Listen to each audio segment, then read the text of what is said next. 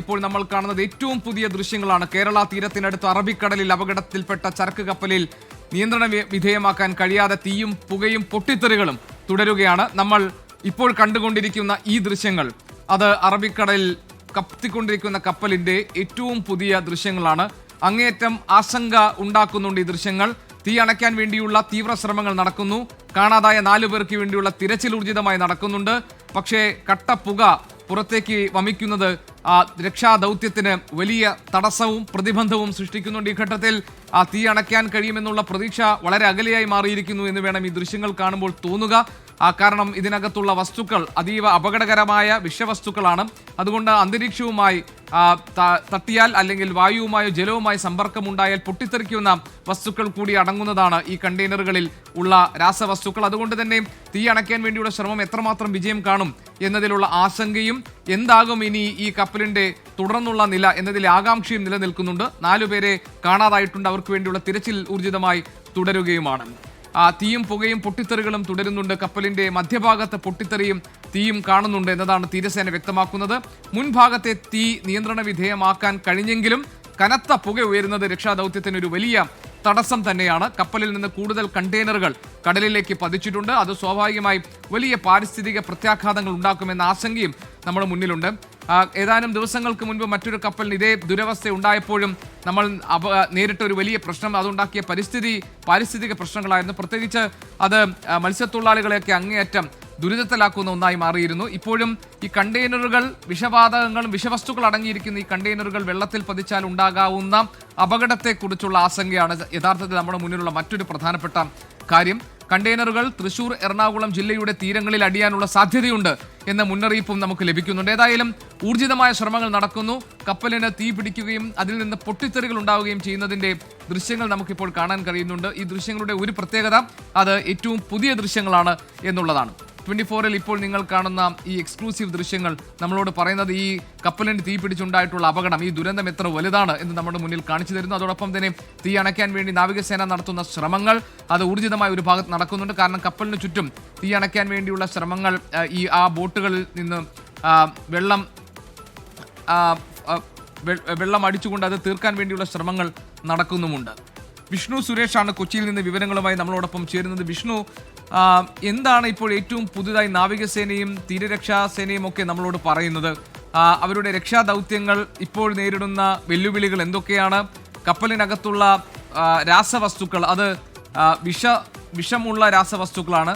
അത് ജലം അല്ലെങ്കിൽ വായുവുമായി സമ്പർക്കം ഉണ്ടാകുമ്പോൾ പൊട്ടിത്തെറിക്കുന്നു എന്നതാണ് മറ്റൊരു പ്രധാനപ്പെട്ട ആശങ്ക.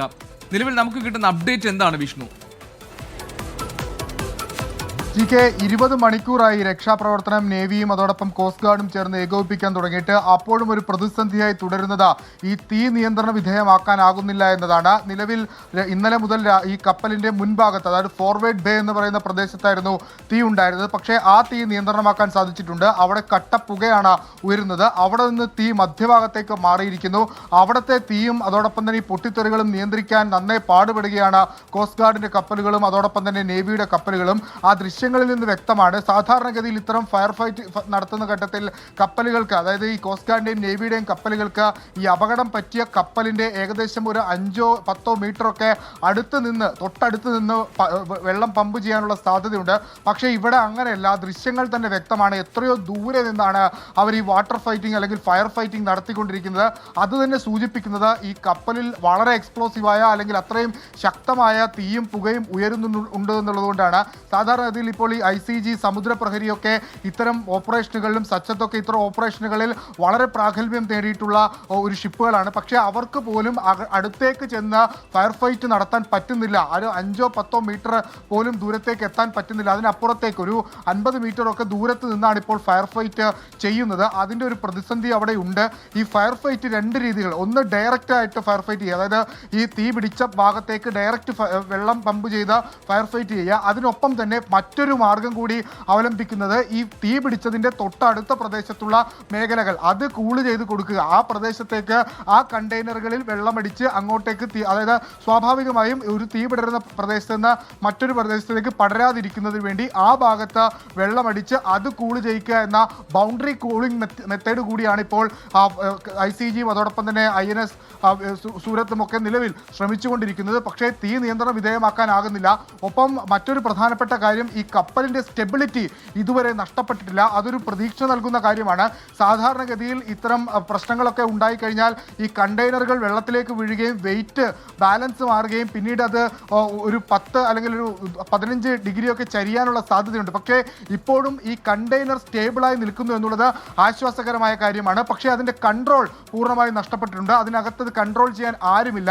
അതുകൊണ്ടാണ് അത് ഹൈ ടൈഡിൻ്റെയും അതോടൊപ്പം ഈ കാറ്റിൻ്റെയും ഒക്കെ ദിശ അനുസരിച്ച് കപ്പലിങ്ങനെ പാറിപ്പറന്ന് നടക്കുന്നത് മാത്രമാണ്.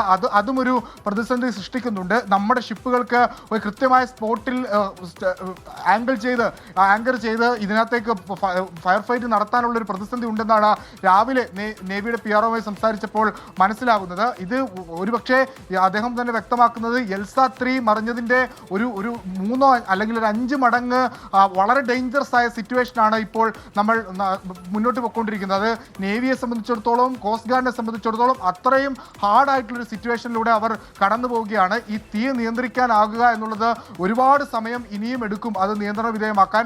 പക്ഷേ ഒരുപക്ഷെ ചിലപ്പോൾ അത് പറ്റിയില്ല എന്ന് പോലും വരും. കാരണം അത്രയും ശക്തമായി എക്സ്പ്ലോസീവ് ഇങ്ങനെ നടന്നുകൊണ്ടിരിക്കുകയാണ്. ഇപ്പോൾ 20 മണിക്കൂർ പിന്നിട്ടു ഇപ്പോഴും തീ പടരുന്നു എന്ന് പറയുമ്പോൾ അത് ഒരു ഘട്ടത്തിൽ നമുക്ക് നിയന്ത്രിക്കാൻ പറ്റുന്നില്ല എന്നുള്ളതാണ് അതിൽ നിന്ന് മനസ്സിലാക്കേണ്ടത്. അപ്പോൾ അതുമായി ബന്ധപ്പെട്ട നടപടികളൊക്കെ പുരോഗമിക്കുന്നുണ്ട്. പക്ഷേ ശ്രമകരമായ ഒരു ദൗത്യം തന്നെയാണത്. അത് എത്രത്തോളം പോസിബിൾ ആകുമെന്നറിയില്ല.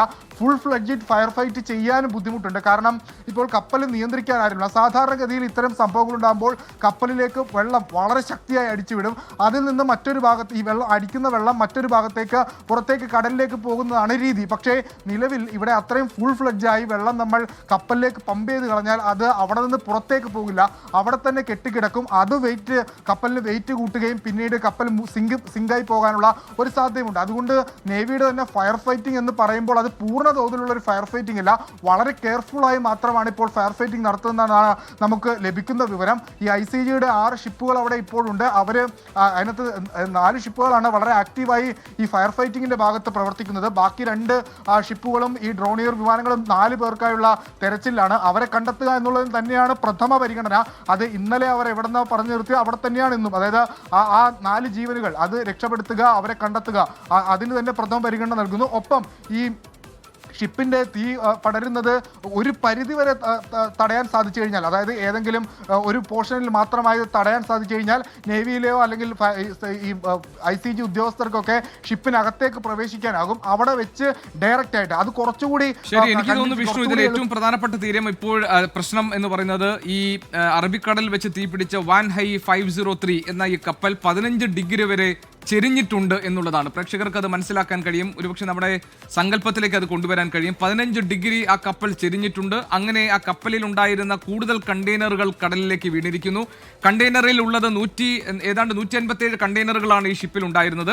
അതിൽ ആ കണ്ടെയ്നറുകളിൽ ഉള്ള വസ്തുക്കളുടെ ഒരു പട്ടിക ഡയറക്ടർ ജനറൽ ഓഫ് ഷിപ്പിംഗ് പുറത്തുവിട്ടിട്ടുണ്ട്. ആ പട്ടിക പ്രകാരം തീപിടിക്കുന്ന വസ്തുക്കൾ, അതുപോലെ തന്നെ ഗുരുതരമായ പാരിസ്ഥിതിക പ്രത്യാഘാതങ്ങൾ ഉണ്ടാക്കുന്ന, വലിയ പാരിസ്ഥിതിക ദോഷങ്ങൾ ഉണ്ടാക്കുന്ന തരത്തിലുള്ള രാസവസ്തുക്കൾ, കീടനാശിനികൾ, ഇതൊക്കെ അടങ്ങുന്ന വസ്തുക്കളാണ് ഈ 187 കണ്ടെയ്നറുകളിൽ ഉള്ളത് എന്നതാണ് ഡയറക്ടർ ജനറൽ ഓഫ് ഷിപ്പിംഗ് പുറത്തുവിട്ട പട്ടികയിൽ നിന്ന് നമുക്ക് മനസ്സിലാക്കാൻ കഴിയുന്നത്.